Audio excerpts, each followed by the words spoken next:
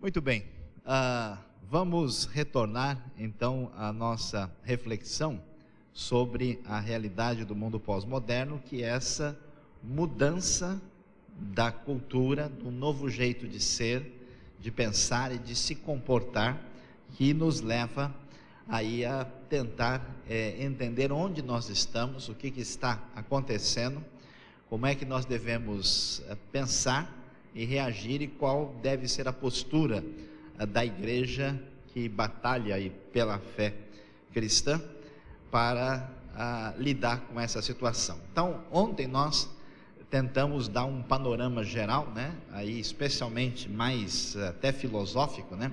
O que aconteceu com a mudança de pensamento da modernidade para a pós-modernidade, entendendo aí o novo cenário que toma conta do mundo. Descobrimos que nós temos gente aí que é um sobrevivente da pré-modernidade, né? Temos gente da modernidade, especialmente muitas igrejas históricas, e a maioria da população hoje já é pós-moderna. Então vamos agora para uma área um pouco diferente, que é a área da teologia, para ver o que está acontecendo no ambiente religioso e teológico que tem ligação com essa realidade pós-moderna e que nós precisamos entender. Então agora vamos voltar a nossa atenção para isso. Você deve se lembrar, né? A tradição reformada é baseada na perspectiva a partir de Lutero, né?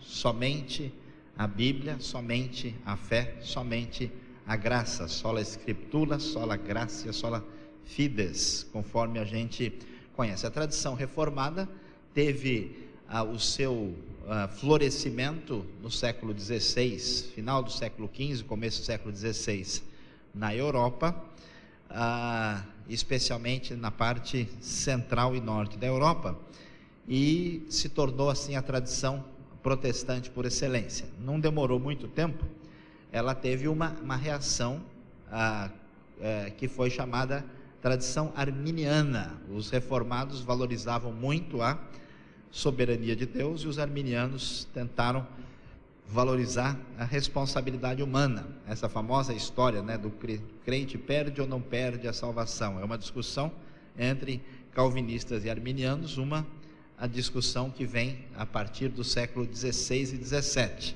Pois é, depois disso, a gente vai aqui ter então uma espécie de divisão, né, desses grupos: luteranos, calvinistas, presbiterianos, reformados, e muitos batistas estão alinhados com a tradição reformada. Metodistas, wesleyanos, batistas do livre-arbítrio, renovados, pentecostais e nazarenos estão relacionados com aí a tradição arminiana. Você pode reparar que o único grupo que está nos dois lados são os batistas, porque os batistas são assim: onde há dois batistas reunidos, há pelo menos 7 opiniões diferentes, né? A coisa então é bastante interessante, essa questão do livre, né, posicionamento, a própria autonomia da igreja local favorece essa diversidade muito grande. Aí, o que acontece? Por volta aí do final do século XVIII, começo do século XIX, nós tivemos o aparecimento de uma tradição liberal. Agora vamos pensar direitinho aqui. Lembrem que a gente falou do racionalismo, né? Os movimentos filosóficos da Europa que tiveram impacto no pensamento foram primeiro o racionalismo, originalmente francês, depois o empirismo inglês e finalmente o iluminismo, que foi principalmente o movimento alemão. Esse pessoal começou a dar muita razão, muita trela para a razão humana, acreditando que a gente poderia explicar todas as coisas a partir da razão. E aí, o que aconteceu? Surgiu a tradição liberal. O que é a tradição liberal?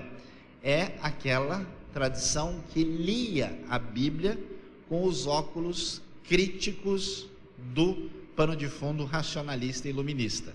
Então, por exemplo, se a Bíblia falava um milagre, o pessoal diz: não, mas não existe milagre. Milagre não é possível acontecer.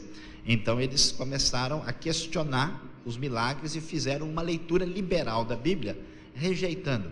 a historicidade da Bíblia, rejeitando os milagres, rejeitando tudo que era sobrenatural. Daí que surgiu essa ideia de que não, isso aqui é uma lenda, isso aqui nunca aconteceu, isso aqui é apenas uma história de fundo moral. A tradição liberal teve um impacto forte na sociedade europeia e também na sociedade americana.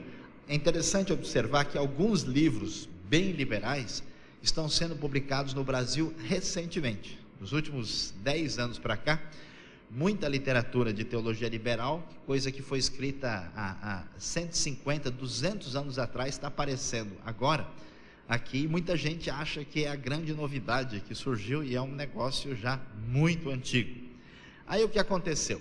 Essa tradição liberal gerou uma reação forte. Essa reação forte aconteceu por volta de 1930 no sul dos Estados Unidos. Surgiu o que foi chamado de tradição fundamentalista, né? Se os liberais se desviaram demais para a esquerda, alguns grupos chamados assim fundamentalistas, essa palavra às vezes é usada para se referir a coisas diferentes, esses grupos muito fundamentalistas acabaram sendo assim uma espécie de cristianismo de extrema direita, e também tiveram lá os seus problemas, os seus excessos. E o que é interessante, que no fundo, tanto o fundamentalista exagerado, como o próprio liberal crítico, eles se encontram, porque os dois são filhos da modernidade. Eles entendem que a ciência e a razão são os parâmetros para entender a Bíblia. É interessante que os liberais, eles analisam a Bíblia com a razão. Aí eles dizem, está vendo como a Bíblia não está certa? Porque a razão provou que ela não se encaixa. Os fundamentalistas fazem uma coisa parecida. Eles dizem, olha, a Bíblia é certa porque a ciência e a razão provaram que ela está certa. Ou seja, a régua, quem disse a Bíblia está certa ou não, é a ciência e a razão. Então a pessoa acredita no texto porque fulano de tal conseguiu provar por A mais B que a Bíblia é racionalmente compreensível, o que não é bem verdade. Muita coisa na Bíblia não é racionalmente compreensível. Por quê? Porque a razão não dá conta de tudo. Por exemplo, como é que Deus pode ser 1 e 3 ao mesmo tempo? Isso não é racional. Um grupo como as Testemunhas de Jeová, eles se perdem porque eles entendem que Deus tem que funcionar numa lógica matemática simples, né?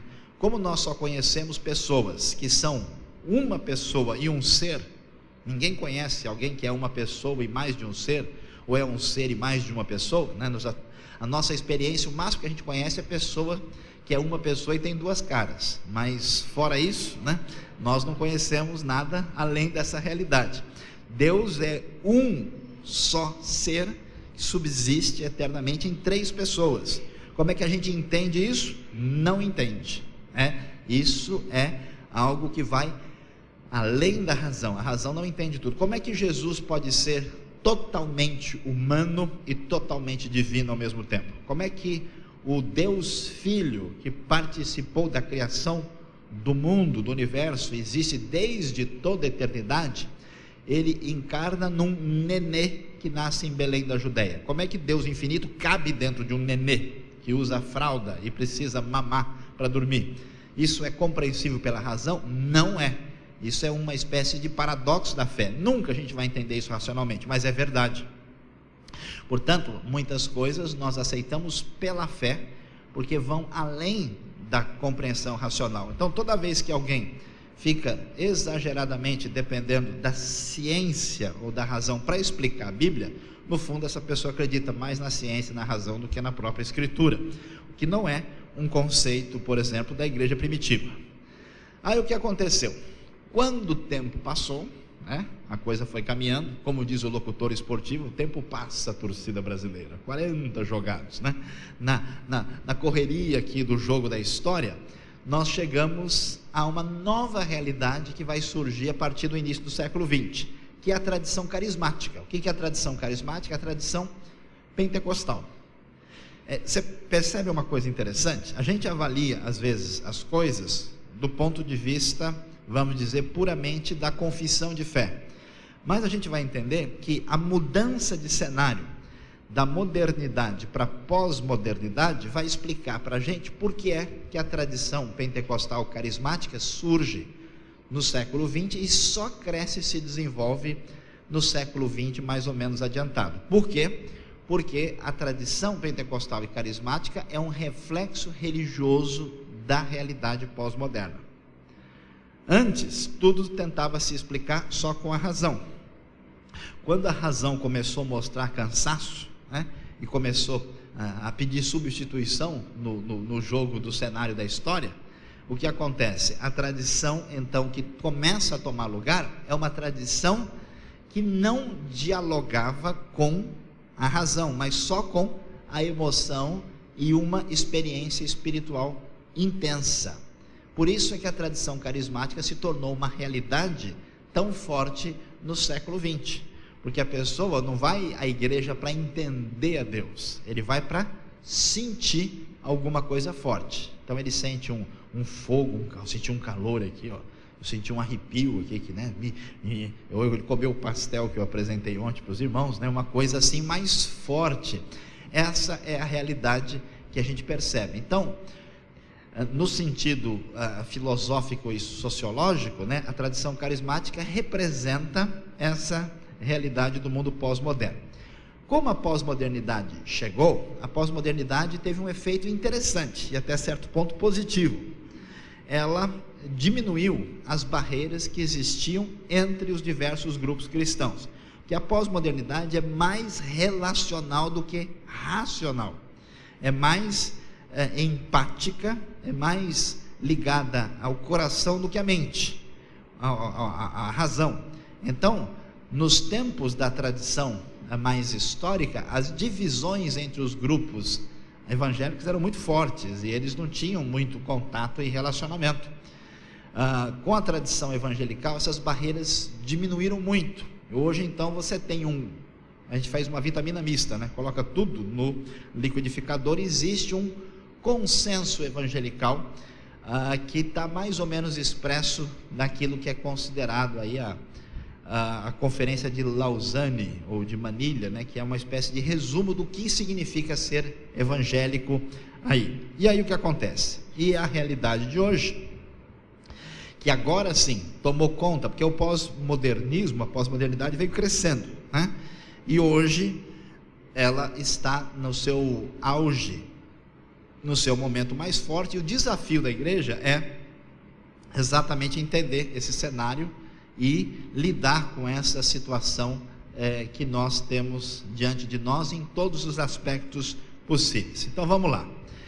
Aqui nós vamos falar um pouquinho sobre a tradição protestante no Brasil, né? E esse enfoque aqui não é propriamente um enfoque, vamos dizer, essencialmente teológico, é um enfoque amplo que envolve características sociológicas também.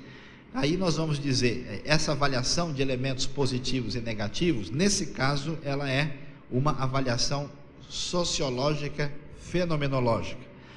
Quais são as características gerais do protestantismo, do estilo ligado à modernidade que chegou ao Brasil pelos missionários estrangeiros, principalmente norte-americanos, ingleses e alguns alemães e outros do contexto europeu.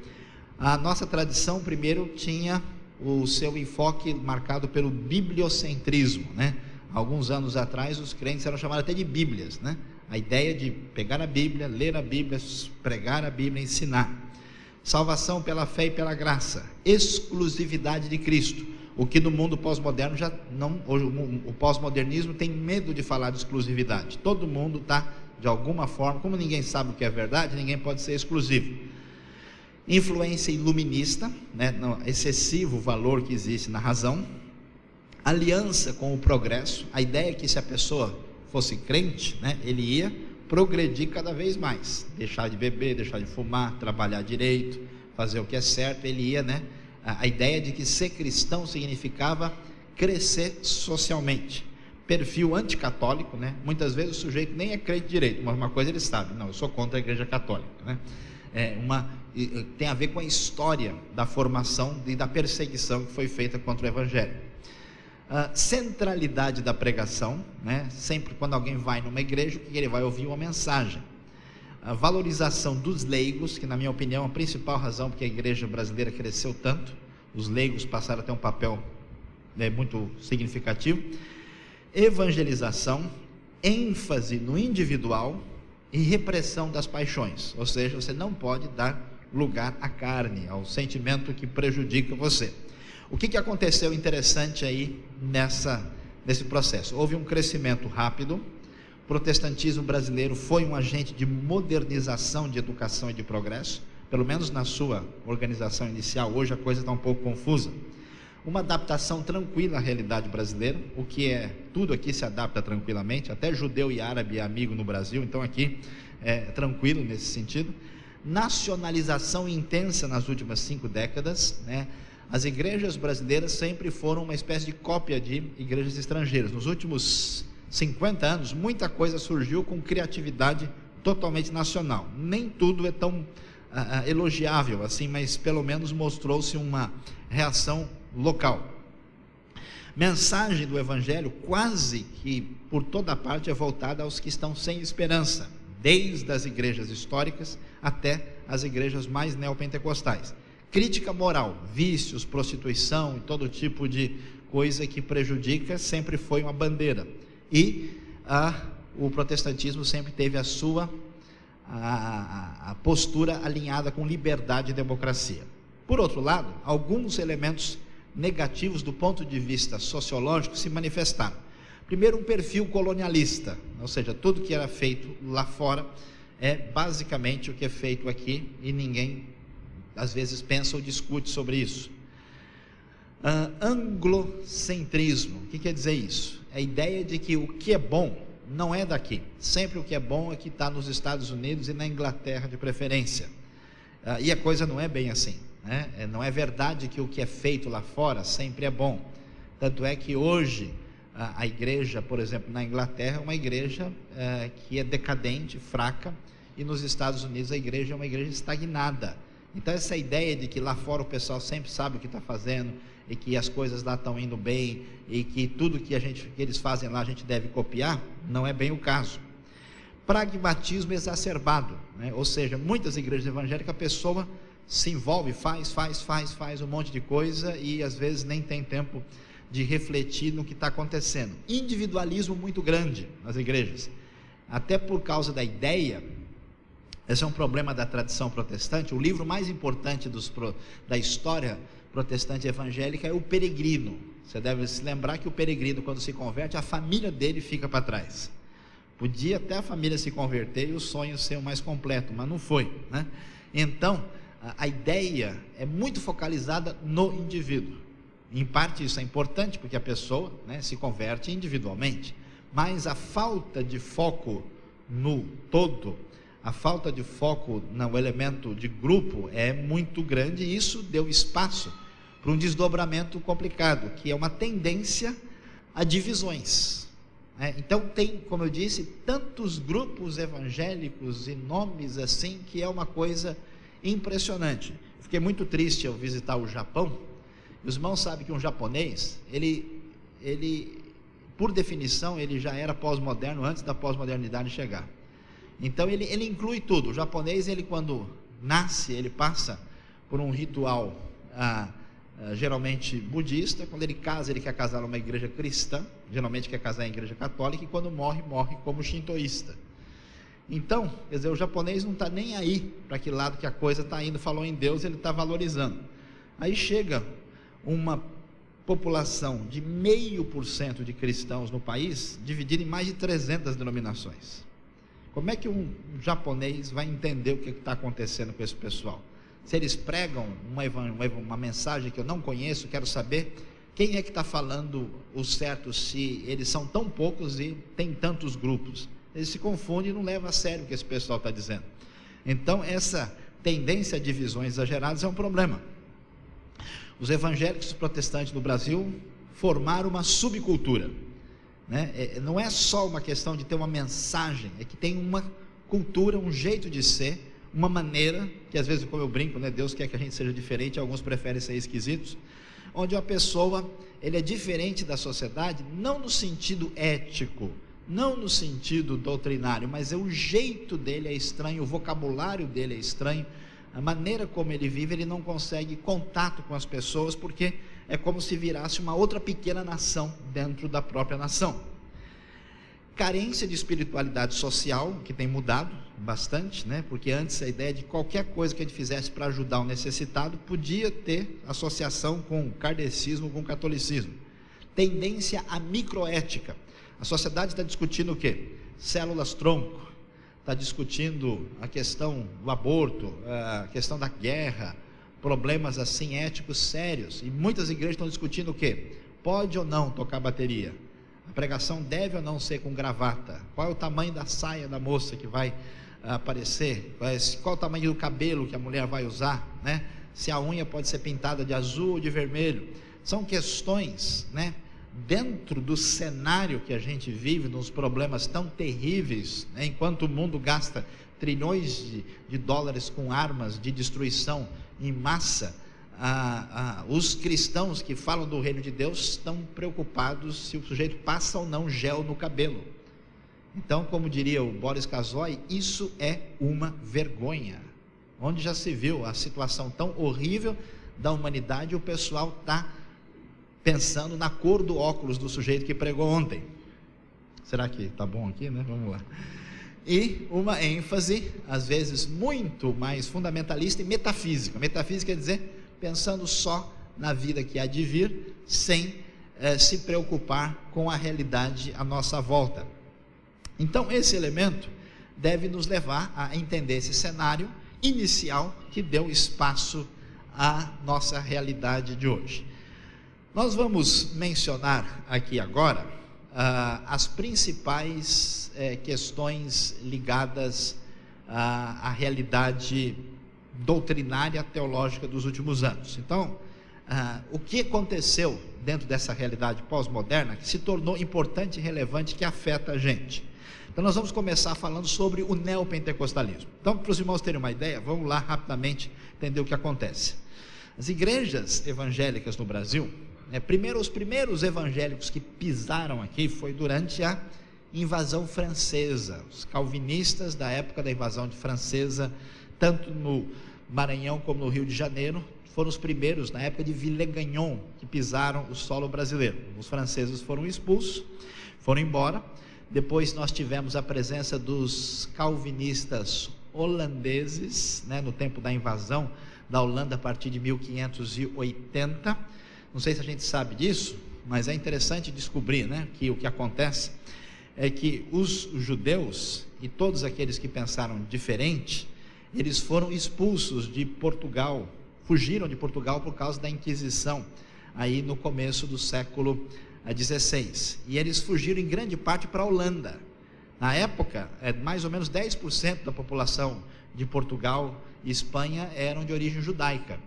Eles fugiram para a Holanda, porque a Holanda é o primeiro país secular da Europa, e aí lá tinha liberdade para todo mundo que tinha qualquer religião diferente. E esses judeus portugueses que falavam português foram para lá. E quando os holandeses, com Maurício de Nassau, invadem o Brasil, particularmente ali Olinda e Recife, muitos judeus vêm com eles, judeus portugueses. E eles estavam muito interessados na época no comércio de cana-de-açúcar, que era tão importante, e eles tinham muita referência sobre o Brasil. Então eles foram assim protagonistas nesse processo da invasão holandesa. Por isso, a primeira sinagoga fundada em todo o continente americano, foi fundada no Brasil, aqui em Recife. É a famosa sinagoga, né? Tzur Israel, né? Kahal Tzur Israel, fundada na época do rabino Isaac Aboab da Fonseca. Brasil, né? Então, o Brasil saiu pioneiro nesse processo e foi o primeiro grupo de judeus que viveu aqui na região de Pernambuco. Quando houve a retomada dos portugueses, os holandeses foram expulsos, todos eles saíram. Os irmãos sabem o que aconteceu?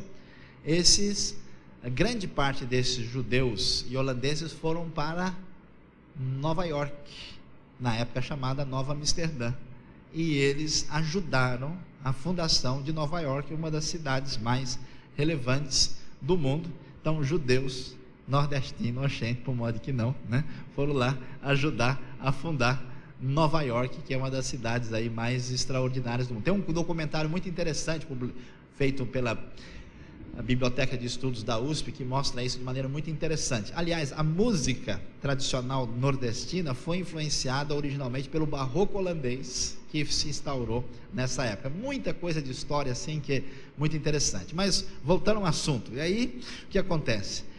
Nós não tivemos mais